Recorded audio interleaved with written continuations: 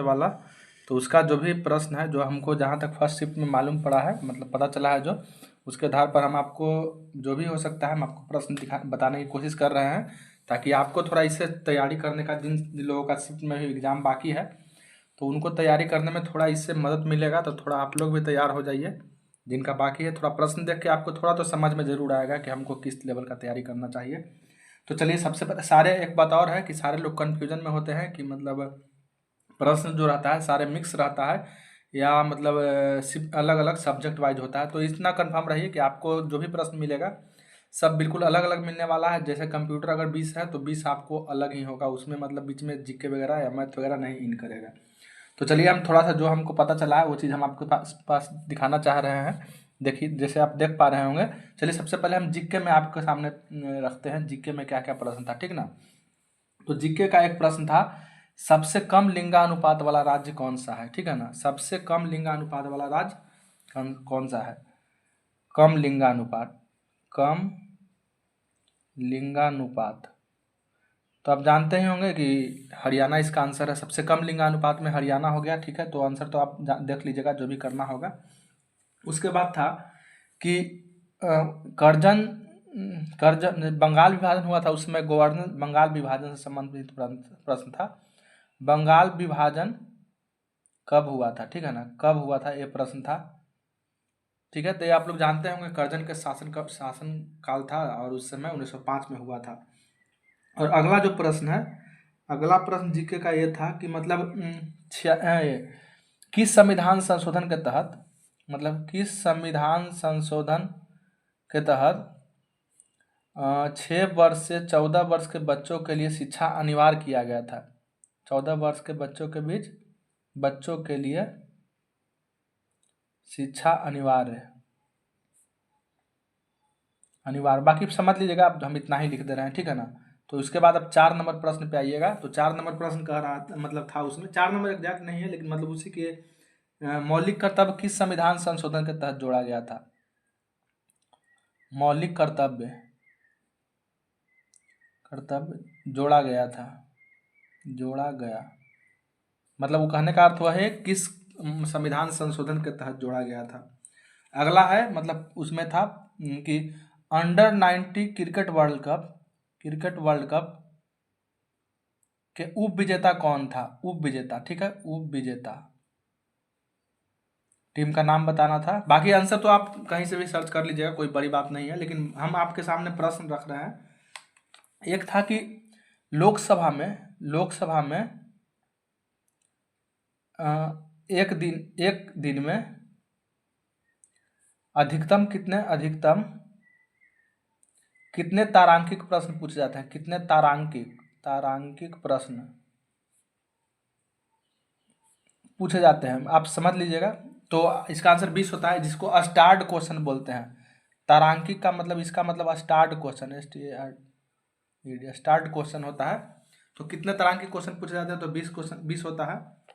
और एक था किस, मतलब जो ये था रैयतवाड़ी या महलवाड़ी जो योजना था, उसके तहत शायद ये था कि मतलब कि किस योजना के तहत 1/3 लगान वसूला जाता था, ठीक है ना।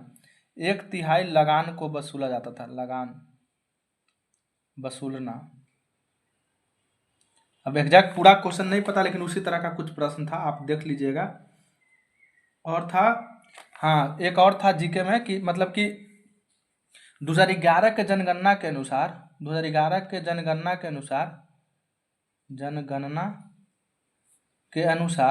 किस धर्म का, मतलब के अनुसार किस धर्म का जो वृद्धि परसेंटेज था, मतलब सबसे कम परसेंटेज में वृद्धि हुआ था उसका, किस धर्म का सबसे कम मतलब प्रतिशत वृद्धि हुआ था, सबसे कम प्रतिशत वृद्धि हुआ था किस धर्म में। अब बाकी सारा चीज़ आंसर वगैरह तो आप तो मिला लीजिएगा कहीं से भी, ठीक है। तो कुल मिला के आपके सामने यही इस तरह का हमको जहाँ तक प्रश्न मिला है, इसी तरह का प्रश्न आपको भी देखने के लिए मिलेगा, क्योंकि इसमें बहुत ज़्यादा बदलाव नहीं होता, सिलेबस तो लगभग वही था मोटा मोटी, जो मान के चलिए। अब अगर बात करिएगा, उसके बाद आप आते हैं तो रीजनिंग में। तो आप रीजनिंग इस तरह से देख रहे होंगे, क्योंकि बहुत ज़्यादा प्रश्न हमको मिला नहीं। तो रीजनिंग का बात करिएगा, तो रीजनिंग में जो आप इस तरह का देखते होंगे, कैसे बताएं आपको हम, जैसे इस तरह के देखते होंगे कि नंबर सीरीज का, जो नंबर सीरीज होता है, नंबर सीरीज से 3 से 4 क्वेश्चन था, ठीक है ना। बढ़ते हुए जैसे 2 4 6 8 हो गया, तो उसके बाद आगे क्या आएगा, इस तरह से करते हुए नंबर सीरीज से आपको 3 से 4 क्वेश्चन था। और बात करिएगा तो आप इस तरह से भी देखे होंगे कोडिंग डिकोडिंग वाला, जैसे कि पी ओ के बराबर हो गया,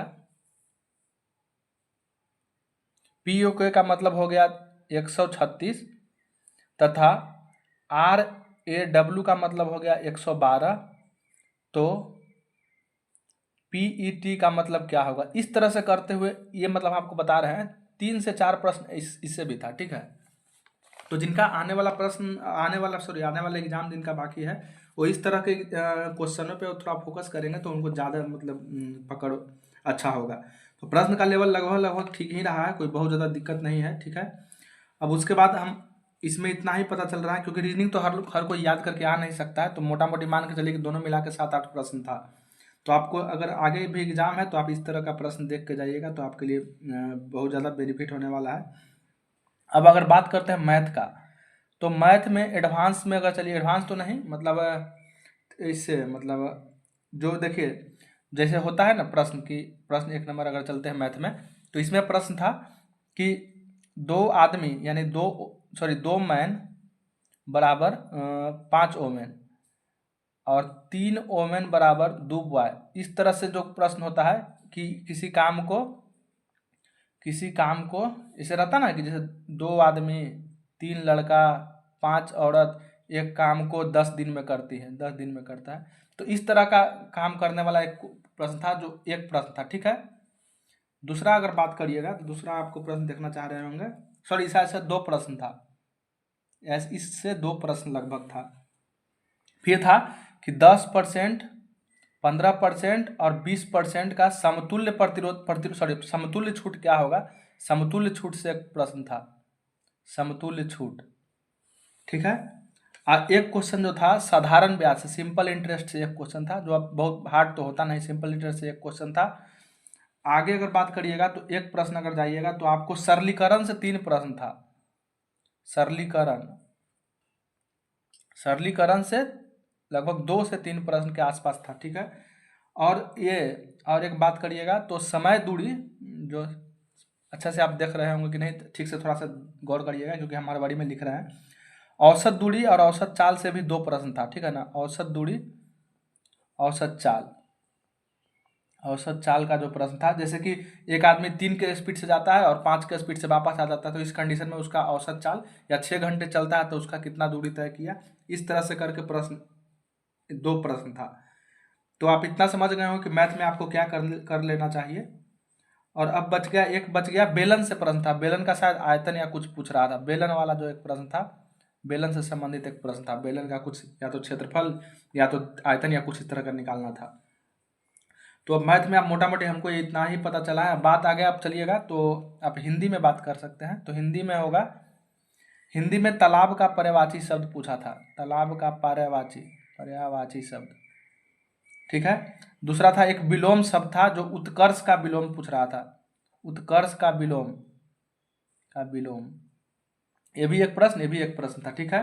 फिर था खाली स्थान को भरने वाला था, कि मतलब कि बहुत रात हो गई, अब हमें जाने दो, ऐसे करके बहुत रात हो गई,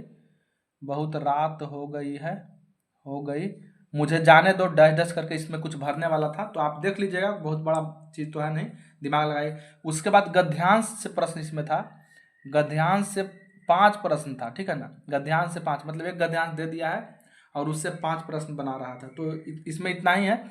और इंग्लिश में बात करिएगा तो इंग्लिश में भी वैसा ही था, हिंदी की तरह ही था।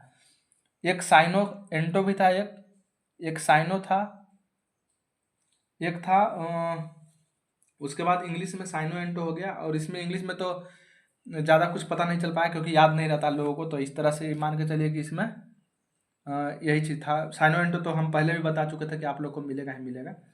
और उसके बाद अगर कंप्यूटर की बात करिएगा तो कंप्यूटर में आपको बता दे रहे हैं कि कंप्यूटर में बात आप करना चाह रहे होंगे, तो कंप्यूटर में था, ठीक है। कंप्यूटर में हो गया कि अंडू के लिए शॉर्टकट की क्या होता है, तो Ctrl+Z आप पढ़े होंगे, Ctrl+Z होता है, एक प्रश्न ये था।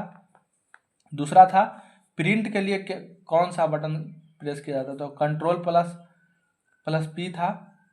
फिर था लाइनेक्स का फुल फॉर्म था, LINEX, लाइनेक्स का फुल फॉर्म था।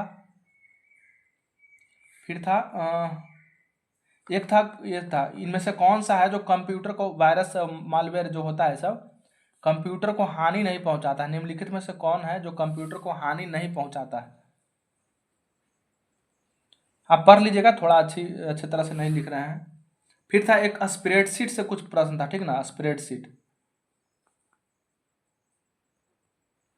स्प्रेडशीट से आपको एक स्प्रेडशीट से एक प्रश्न एक था। फिर उसके बाद था प्रिंट प्रीव्यू के लिए कुछ था, कैसे करके प्रिंट प्रीव्यू करने के लिए, प्रिंट प्रीव्यू प्रिंट प्रीव्यू करने के लिए आप क्या करिएगा, उसके लिए भी कुछ उस तरह का एक प्रश्न था। तो कुल मिला के यही है, प्रश्न का लेवल जो भी है आप देख लीजिए, इतना ही आप देखना चाह रहे हो तो देखिए, आपको समझ में आ रहा होगा, क्योंकि बहुत ज़्यादा अच्छा राइटिंग में तो है नहीं, जल्दीबाजी में आपके सामने हम लिखे हैं। तो कुल मिला के यही है कि आप अगर अच्छे तरह से ध्यान दीजिएगा तो प्रश्न का लेवल ठीक ठाक है, अच्छे है, आप अच्छी तरह से तैयारी करिएगा तो आपका नंबर अच्छा खासा आ जाएगा। तो कटअप भी ज़्यादा ही रहने वाला है, इतना मान के चलिए। चलिए, वीडियो आपको अच्छा लगा तो लाइक कीजिएगा, सब्सक्राइब कीजिएगा और दोस्तों के बीच शेयर कीजिएगा। वीडियो से जुड़ने के लिए आपको बहुत बहुत धन्यवाद।